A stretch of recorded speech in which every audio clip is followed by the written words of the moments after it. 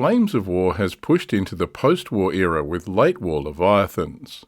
This will allow you to use some of the new plastic kits for World of Tanks and Clash of Steel on the table. The Soviets are probably the Leviathan force most grounded in reality, featuring designs that actually entered serial production. Join me as I look at a couple of these post-war tanks, the T-44 and T-54.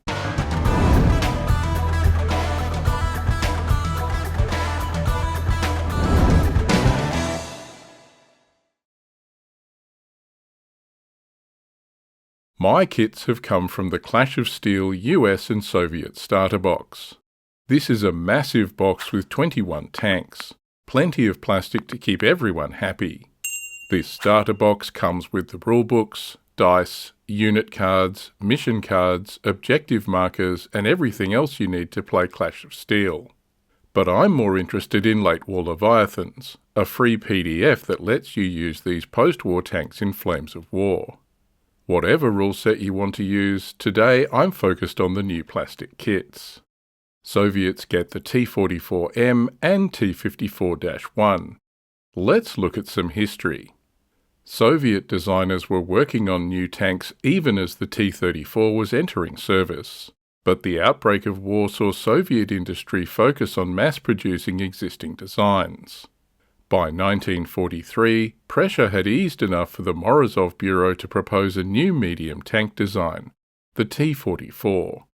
This utilised features planned for the T-34M and T-43 projects, like replacing the Christie coil spring suspension with torsion bars.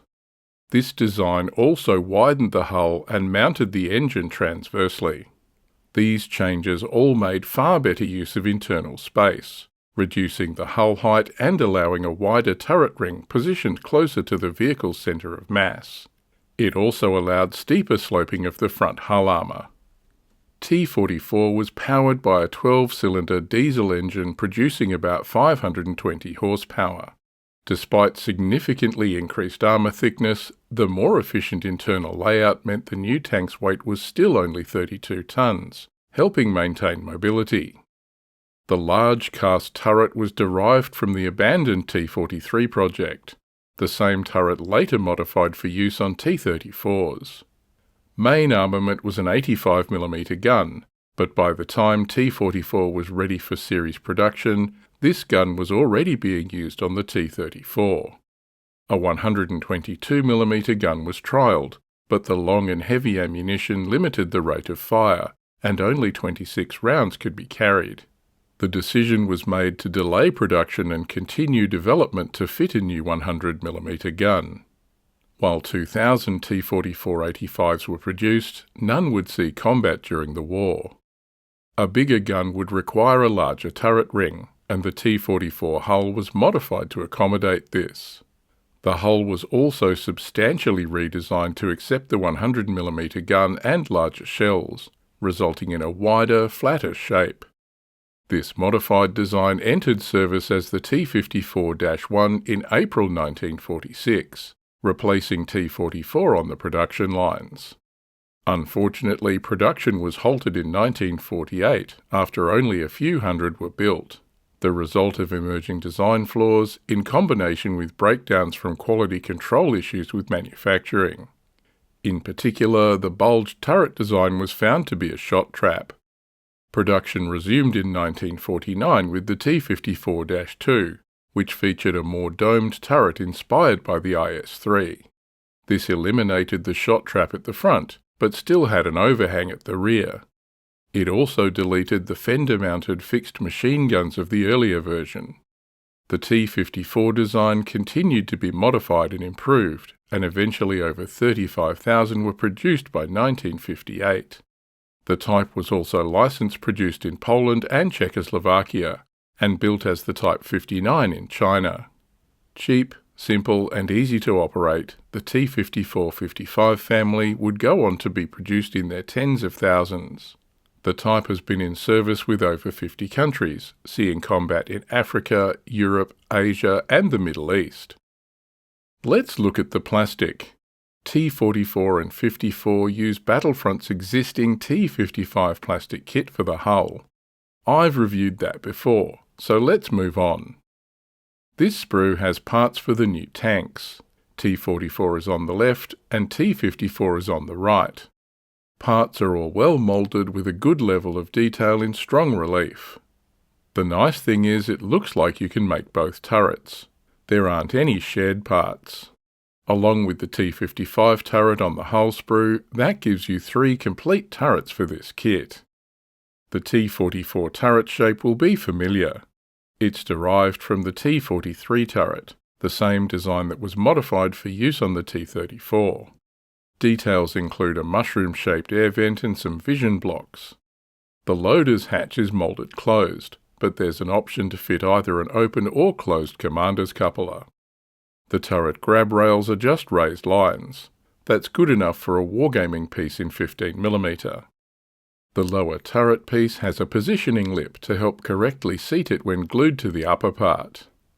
T-44 has a commander's cupola, and there are open and closed versions provided for the kit. Note that this has a periscope, but not the array of vision blocks that were becoming more common on cupolas later in the war. This would restrict the commander's view of the battlefield when closed down. The gun is the 85mm ZIS S53 without any muzzle brake or counterbalance weights. It fits directly into a hole in the mantlet. There's no need for tabs for alignment. The central section of the sprue has a different glacis plate and hull turret ring insert piece to replace those in the T-55 kit. These are straight-up replacements. There's also 2 turret pegs here, one for each turret. The T-54 turret is the wide, bulged shape of the original production version, the T-54-1. Again, there's plenty of vision blocks, ventilation and other surface detail here. You can also clearly see where the plates for the hatches are welded onto the thicker turret casting, creating a distinct join line. The loader's hatch is closed, and there's a hole for the open or closed commander's hatch pieces. This isn't the typical dome shape we're used to with the T-54-55 series. This early turret really is an intermediate step between the older T-43 shape and the later dome. You can very clearly see the tapered shape at the front of the turret designed to aid shot deflection. The lower turret piece has fairly big mating surfaces and includes some positioning tabs to aid alignment. The open and closed commander's hatches show 3 vision blocks over the front arc. That would give better visibility than the single rotating periscope of the T-44. The gun mantlet continues the turret taper, with the gun piece slotting into a simple hole. The barrel of the 100mm D10T gun has a simple counterweight collar at the muzzle end, so there's no need for any tabs for alignment. It should just fit right in. T-54 has a 12.7mm Dushka AA machine gun for anti-aircraft defence, mounted on a swivelling circular collar behind the loader's hatch. You only get one of these guns, but you can see Battlefront have designed this so there's no pressure on the gun when snipping this off the sprue. So that's the plastic. T-44 and 54 are up to Battlefront's usual standard and look like they'll be fun to build. The only thing missing would appear to be the fender machine gun boxes for the T-54, but these could be dismounted and replaced with fuel tanks and stowage boxes, so only a minor inaccuracy. Pretty good for retrofitting these 2 tanks onto an existing kit that wasn't designed with this in mind. So, how will they go on the table? I'm going to look at their stats in Late War Leviathans. The first thing I noticed is that Soviet post-war troops are aggressive, hit on 3s, and have a skill rating of green. Not sure where all the experienced Soviet tank crews went by 1948, but they're not manning these tanks. Maybe there was a purge. This will put Soviets at a bit of a disadvantage on the table, but this is reflected in the points cost. They are confident with a 4+ motivation along with a 3+ last stand, so they'll stick with a fight. T-44's armour is 10 on the front, 7 on the side and 2 top. T-54 is a bit better with 12, 8 and 2. Good armour, but not outstanding in the post-war era. Both tanks are speedy with a 12-inch or 30cm tactical speed. T-44 has the edge over T-54 in dash speeds and has a 3+ cross, as opposed to T-54's 4+. But T-54 wins on range and anti-tank, with the 100mm gun reaching out to 32 inches or 80 centimetres and having a T-15. But it does only have a rate of fire 1 moving and halted, and picks up the slow firing rule. This gives a +1 penalty to hit if firing on the move. The T-44's 85mm gun can only fire out to 28 inches or 70 centimetres, and has AT-12, but it has a halted rate of fire of 2. That might come in handy.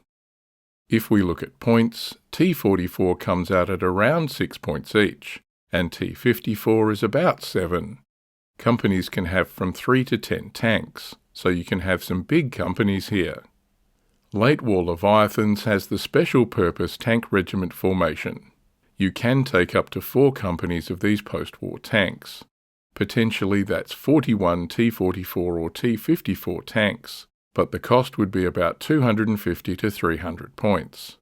Luckily there are rules for high points Leviathan games in the PDF. And I think the Soviets are going to need those extra numbers. The Russians come off most poorly in the 4 nations covered. I think that's because their tanks were all designs that entered serial production. There's a higher proportion of fantasy panzers in the other nations. Even Britain gets the tortoise. Some players are not going to like these ahistorical post-war additions to Flames of War, but at least Battlefront haven't rolled them into the core rules. They're a separate PDF that's easy enough to exclude from tournaments. So this could be a fun what-if for casual players, while the more historically inclined can just choose not to use them. And after all, Battlefront was not going to design and produce all these kits for World of Tanks and not have a way for us to use them in Flames of War. Personally, I think the kits are fun, but I would probably not choose to run Soviets for a Late War Leviathans game. I still think the Soviet player will have their work cut out for them. What do you think? Would you give the T-44 or T-54 a go? Or are you waiting for some of the other nations' Leviathans to play, like the Doom Turtle? Let us know in the comments below. Thanks for watching. See you next time.